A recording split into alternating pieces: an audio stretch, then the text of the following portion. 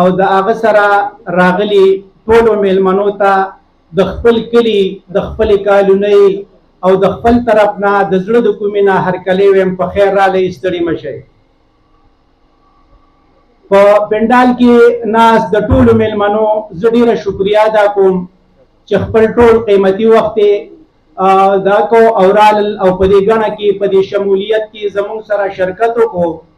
او زموږ درناوی راوستو. الله دې د دوی درناوی راولي. زه د یونین کونسل ګنډيري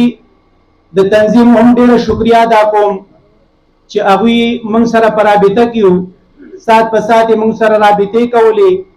سپیشلی د حیات ګل ناظم صاحب او د حاجي ایوب خان صاحب د منډو ترړو د هغې په وجه باندې د حیات ګل ناظم زموږ د دې کلي سره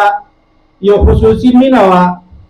نو خلک وایي چې کم کار د ځان دپاره خوښې نو هغه به د خپل ملګري دپاره هم خوښې. نو حیات ګل ناظم د قومي وطن پارټۍ یو سرکردار وکړو،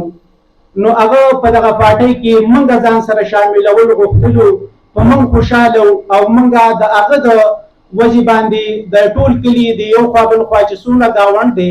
دې ټولو په قومي وطن پارټۍ کې د شمولیت اعلان وکړو. د آینده دپاره به انشاءالله که په یونین کونسل ګنډيري کې د سکندر خان په قافله کې د څه قسمه څیز د ضرورت و، که د ځوانانو ضرورت و، که د ګاډو ضرورت و، که د ایجنټانو ضرورت و، که مالی ضرورت و، که جاني ضرورت و، انشاءالله د دې کالونۍ تعلیم یافته ځوانان دا به د سکندر خان ملاتړي او په ده پسې به